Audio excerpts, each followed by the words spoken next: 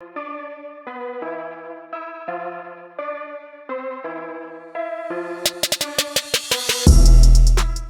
what's going on, everybody? It's the Mexinadian coming at you guys with a brand new video, and this is going to be the first official video of RPG Speak, formerly known as RPG Readings. So yeah, in one of my last update videos, which I think was my last update video, I said that I was going to be bringing back a lot of the old series. You know, actually, this was back when I first, restarted this channel. I said I was going to bring back a lot of the old series, one of those series being RPG Readings. But I didn't want it to be RPG Reading. I wanted to change it up because, as most of you guys know, when I was doing RPG Readings, I was, Cool Mama Jamma 33. And now I'm not. Now I'm the Mexinadian. Now I am someone completely different than Cool Mama Jamma 33. I don't want to be Cool Mama Jamma 33 anymore. That was a very bad time. That was like freshman, sophomore year of high school me. I like to think I have grown up since then. Maturity is, I've still got the brain of a child, essentially. I laugh at dumb jokes and whatnot, but I'm an adult now. I'm turning 23 this year, so I live on my own. I've got my own car, shit like that. I'm an adult now, so yeah. After the switch up of the name, I figured I should switch the name of everything I'm doing, pretty much.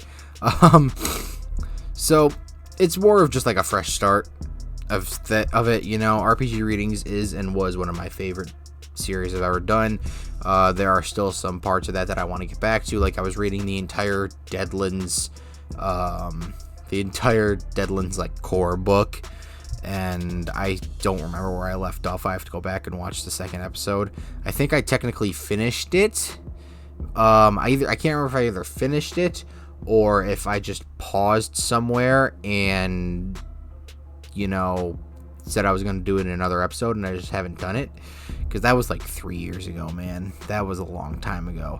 But I want to get back to that and stuff like that. So I figured, what would be a better way to restart the series than to tell you guys about how I became a dungeon master. Now, when I first started doing this series, it wasn't even an official series yet, technically. The first episode I made in this series was before this series was a thing, and I talked about how I started gaming, tabletop RPGs and whatnot, and in that video, I discussed that the biggest reason I got into games like Dungeons & Dragons, Deadlands, Heroes Unlimited, Mutants and Masterminds, stuff like that, was because of Renavion over at Damsels and Dingbats. A lot of you guys know him. A lot of you guys love him. Go support him. But he was the biggest reason why I got into gaming. And so I explained how, how my relationship with him and his family, my best friend Tyler's part of his family, his wife, I consider them a second family. And in that video, I discussed how our friendship and closeness was sort of created around Dungeons and Dragons. And in the video, like I said, I said a bunch of stuff about, from when I started to where I was at that point. That was like 3 years ago. A lot of stuff has changed and will continue to change, but that's why I want to start this one off with how I became a dungeon master. Because I believe in that video, I mentioned that I was, dabbling in being a DM. I think at that point I was running a Deadlands group. Not like scheduled stuff. It was kind of just like, we've all got time off. We've created characters. Let's get together and run a game, play a game, stuff like that. But since then, I now have 3 completely separate groups.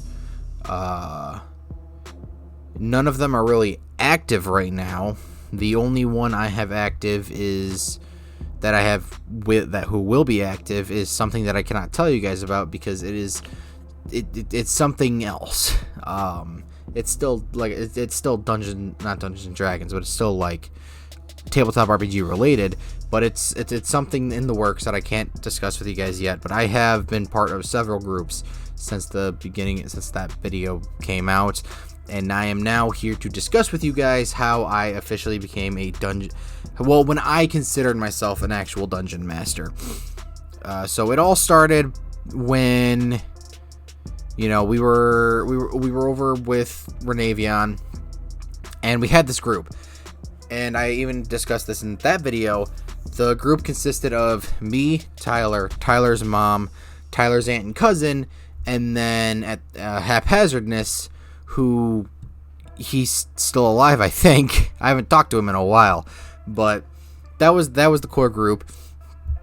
And in that video, I talked about how we had, you know, group cohesion problems for a while, and then we got it all sorted out. But then if you guys went and watched my Mexinadian interviews video when I interviewed Renavion, you would know that our group kind of broke down again due to, you know, different... It wasn't... I'm not going to say it was anyone's direct fault, really, because realistically, it's because everybody in the group has a different way they like to play the game. I am very... You know, I like to play a game, an RPG, you know, very story-based with action mixed in there, so that way it's not just, you know, wandering around talking to people. But I love myself a good role-playing game, to where other members of the group really enjoyed the combat of the game, and then other players of the group, you know, everyone had their own play style. And the problems with the group was that everybody in that group was brought up under a dungeon master that wasn't Renavion. You know, Renavion, he started DMing in Deadlands, and then, you know, he became his own dungeon master. He didn't have like a mentor, as far as I know. He didn't have like a mentor or, you know, someone to show him the way. He just had to learn it himself. And then some of the other members in our group, they played under a dungeon master who knew what they were doing. I'm not saying Renavion didn't know what he was doing, but it was a different dungeon master, and every dungeon master has their own play style. So the play style didn't connect well. Like it was the members who were brought up under a different DM were clashing with Renavion because his DMing style was different, and it was a volatile mix because they were used to playing one way and Renavion ran a completely different way. And you can watch the interview. We get into it quite a bit, and it's a very good interview, so link in the description to that. But long story short, there was something happened, and the group kind of dissolved after that. We've had like one-shots here and there, where, you know, it was a special occasion, so we played, stuff like that. I've run him and Tyler on a game or two, you know, just because, you know, we had the time and we were there, so we figured, let's do it. But I really became I started DMing junior year of high school when I borrowed Renavion's Deadlands books, because at the time we were playing Dungeons and Dragons 5th edition in his group. So he allowed me to use his Deadlands books to write my own campaign, and, well, attempt to write my own campaign. Admittedly, my first campaign was absolute dog trash, and I ended up improvising 85 to 95% of it anyways. So I ended up writing what I considered was a pretty decent first campaign.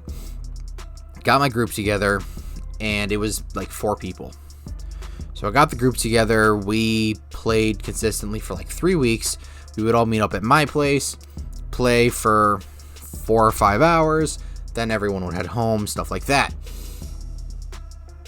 Well, hit my mic. I don't know if you guys know this, but 4 teenagers playing, you know, tabletop RPGs and going to high school is not very healthy.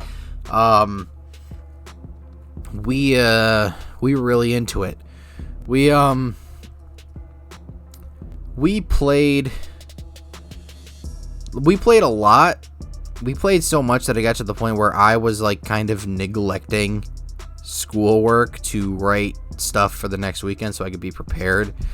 And that was more my fault than anything. I didn't have to. I could have, postponed sessions and whatnot, but I was having such a good time that I didn't want to cancel anything or postpone anything or stuff like that. So that was obviously on me.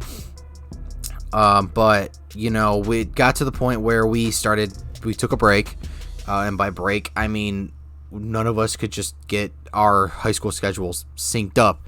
There was only ever like one or two of us ever available at the same time, and so we were all just like, okay, we'll just wait a little bit. I tried running once or twice after that, but it didn't really go very well. It was very confusing and nothing ended up right. Mainly because I decided that the best place for us to hold our first those one or two sessions back in a restaurant across the street from our high school, and we played it. We went there every Wednesday. So I'm like, we're here every Wednesday, may as well play. Didn't go so well. So we end up taking this break. At least I take a break from DMing for probably about a year. I wait a year, graduate from high school, and then after that, I'm like, okay, I've got a job at that point. My friends at the time, they didn't, but I knew what my work schedule was going to be. So I decided, and that schedule was I had weekends off. So I decided we can get back together and start, playing on the weekends. And we did. We did that for quite a bit. We even had some new players join us, and it was fantastic. We all enjoyed the hell out of it. I'm a Deadlands DM. Let's be clear about that. I've run D&D. I've run one or two D&D sessions before. In fact, I ran a D&D 5th edition session for, I think, the first time ever, the night after graduation. Technically graduation day, because right after graduation, I left graduation, went home, hung out with my family for a while, and then I went over to another friend's house, and I ran them on Dungeons & Dragons 5th edition. Everybody that graduated went to the senior overnight party or whatever. Hell, even prom night, we sat there and played D&D. We were the kids at school that we had an inner circle. Basically, we had an inner circle that consisted of 5 of us, and not even 5. It consisted of 5 of us, and then there was a bigger outer circle that had other friends that we were pretty decently close to, but the core group of the 4 of us were the closest with each other.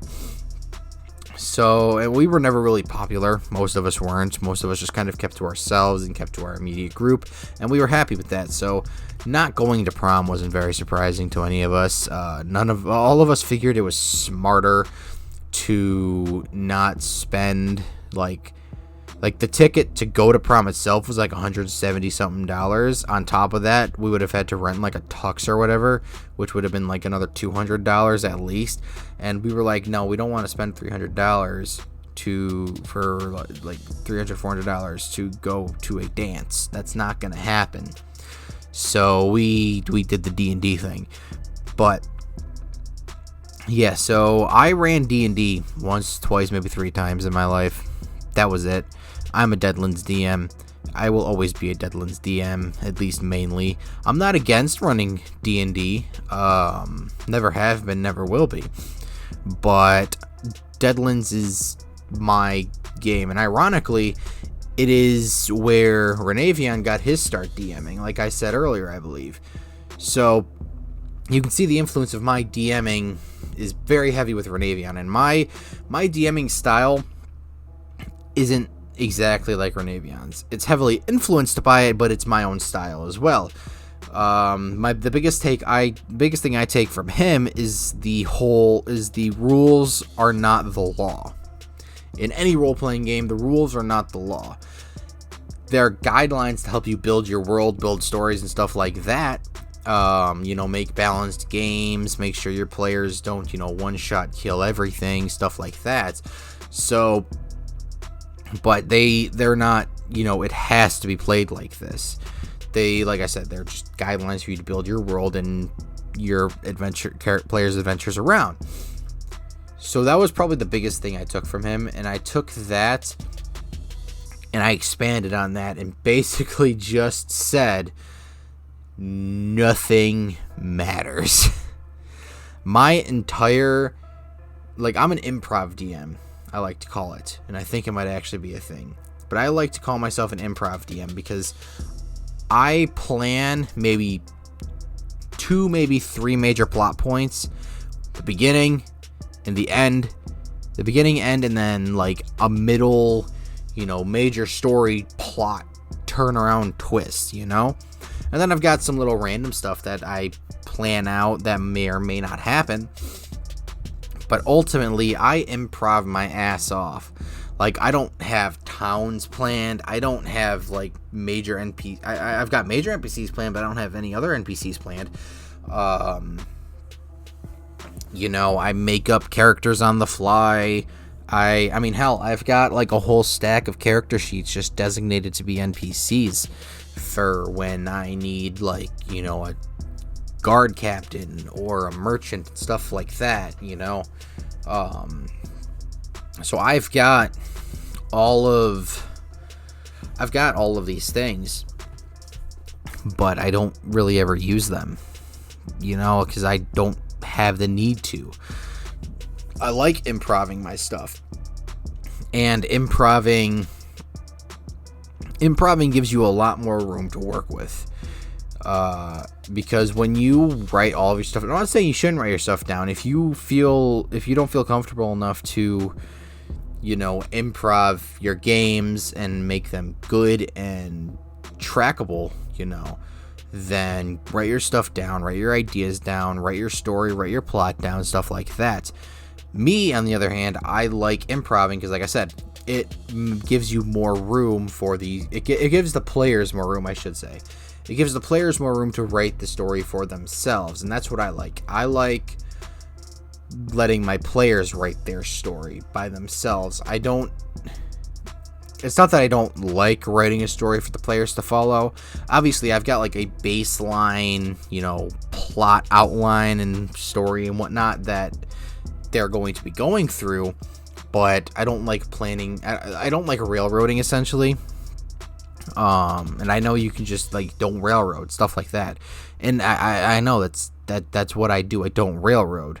I don't enjoy writing down every single thing my party's supposed to do and having to plan for okay, what if the party, the party needs to go here, what if they go to this town that's in the complete opposite direction on top of a mountain guarded by frost trolls, I don't have to plan out for that. I expect them to do it, but I don't have to plan that out. For me, as long as I have that expectation that they're going to do it, I know, okay, I'm probably going to have to improv. I'm going to have to figure out how this interaction is going to go down. They go to this village in the mountains guarded by frost trolls, and I have to react off of how they react. I tell them, okay, you go up to this mountain, and and you see a settlement. As you approach the settlement, you notice that it's a frost troll settlement, essentially. It's guarded by frost trolls, and they look like they are very pacified. They've got a community going. And then I've got to play off of their interaction from them. Do they strategize to attack this place? And if they attack, how will this village respond, and all that good stuff. So, and part of being a good DM is being prepared.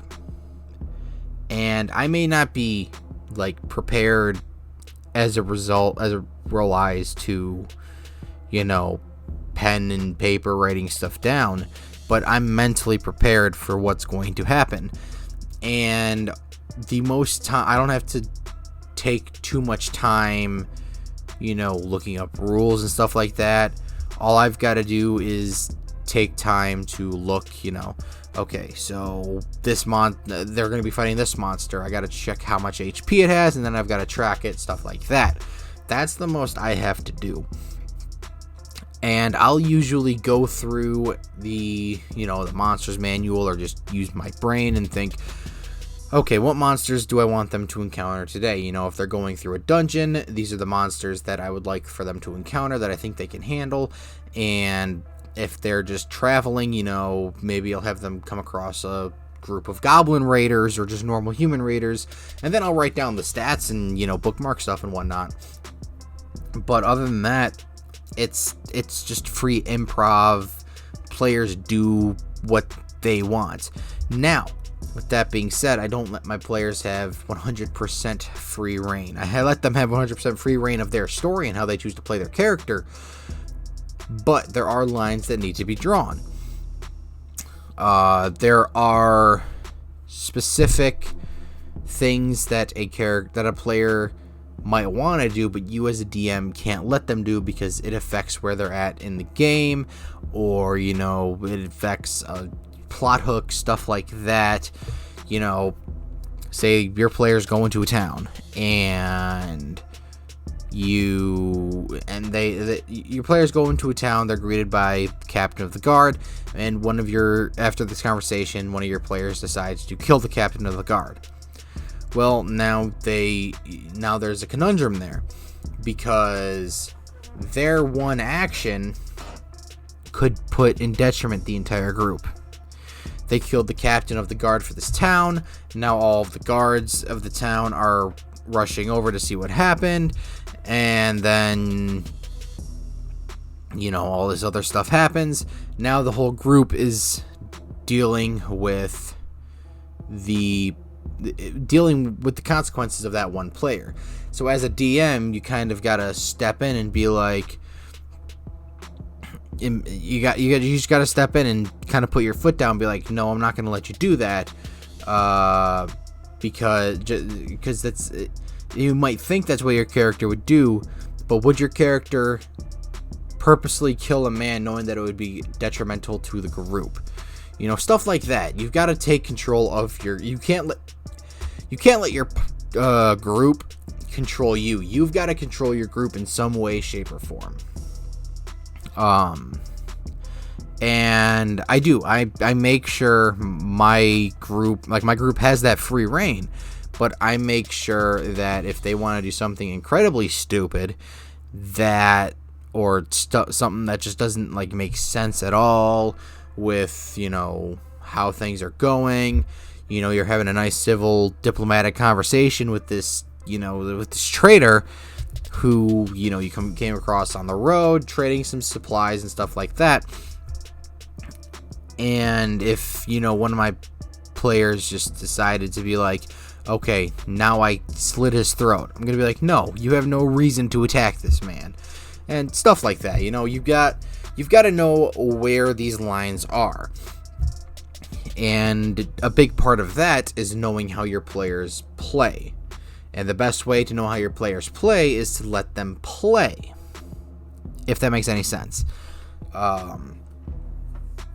So I learned that very early on, that I can't fully control my players, or else they'll sour on the game. And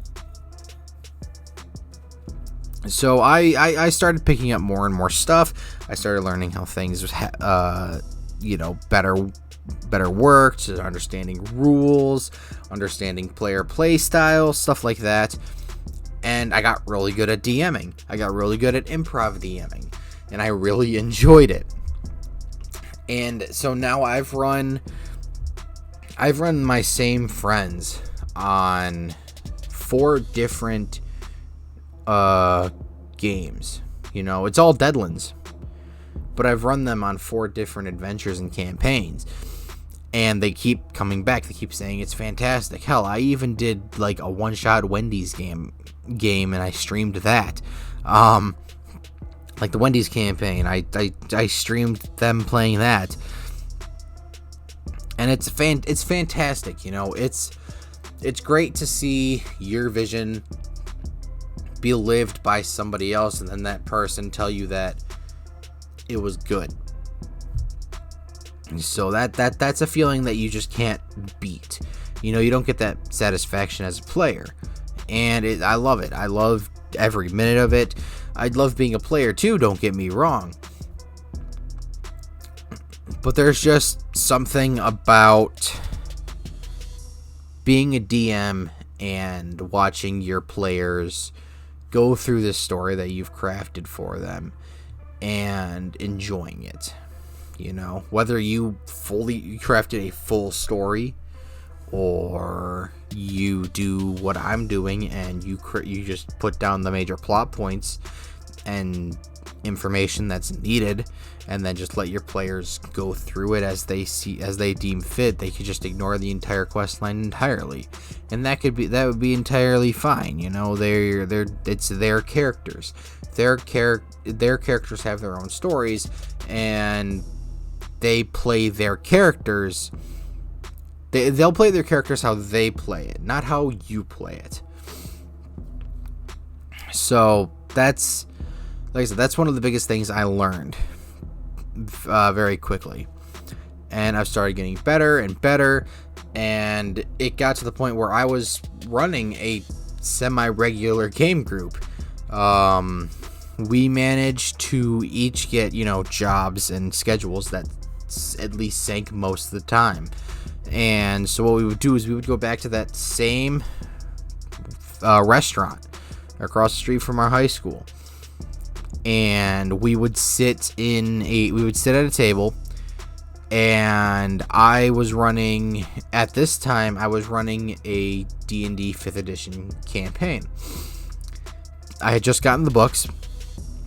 I got like the whole, it wasn't like the starter set, but it was a set of the 3 main ones, you know, the DM book, Monster's Manual, and Player's Handbook, and then it came with the DM screen. So, you know, obviously I got it, and I still have them. I've got my own Deadlands books now. I no longer am mooching off of Renee Vian's duct taped together books,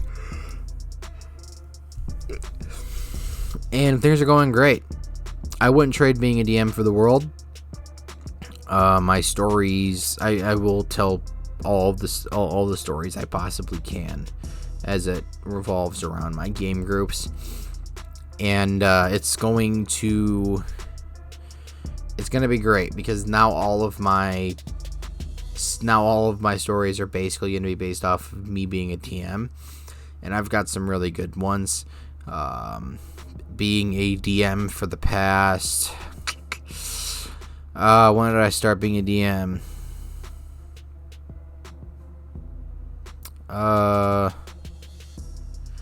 Been a DM, a full-fledged DM I started DMing technically in 2015, junior year of high school. So 2014, 2015. So I've been a DM for probably around 6 years now. At least that's what people would consider me being a DM. I started being a DM 6 years ago. I didn't consider myself being a true DM until 2 years ago, when I decided to start running it was probably less than that, actually. It was last year when it was early last year, late 2019, because 2019 was when I was playing in person with my friends, and that was D&D. So that was an actual story that I crafted, and it went over really well. And then 2020 came and COVID hit, and I'm like, okay, so I started running them in Deadlands online, and it went over really well. And I started realizing, hey, I know what I'm doing for the most part, at least, and I enjoy it. Let's keep doing it. And so then I'm not what most people would consider a perma DM. You know, I'm not a forever DM, because I do still jump into the player saddle quite often, but I would consider myself a full DM at this point, like an actual full-fledged, knows what he's doing for the most part DM, and it's fantastic. So if you're take my advice, if you're thinking about running, you know, a tabletop RPG, whether it be D&D, Pathfinder, Deadlands, you know, any system, go for it. It's fantastic, and the most you need is your brain. That's all you need. Because you can find handbooks for just about every tabletop RPG online. You can find PDFs for them. You can look at everybody else. You can look at other stories, listen to stories like mine, get an idea for it. But overall, you will develop your own DMing style. So, and that style will directly correlate with how you want your stories to play out. And like I said, my improv DMing style directly correlates with my players playing their characters. I'm not playing their characters, they're playing their characters. They know their characters better than me. So that's how I do it. And that's basically how I started DMing, and my DMing story, I guess, is what this was more like. Because I just started DMing because I wanted to try it out. That's how I started DMing, and that's really all there is to it. So this is, I guess, my DMing story, that more than anything.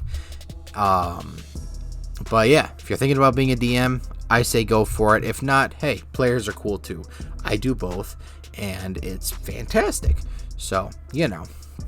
Anyways, that's going to be all for this video today. Thank you guys so much for watching the rebirth of this series. I can't wait to post more videos from this series in the future, and I've got big things planned in the coming weeks, so stay tuned for that. But once again, thank you guys so much for watching. My name is, as always, the Mexinadian, and I will talk to you later. Adios.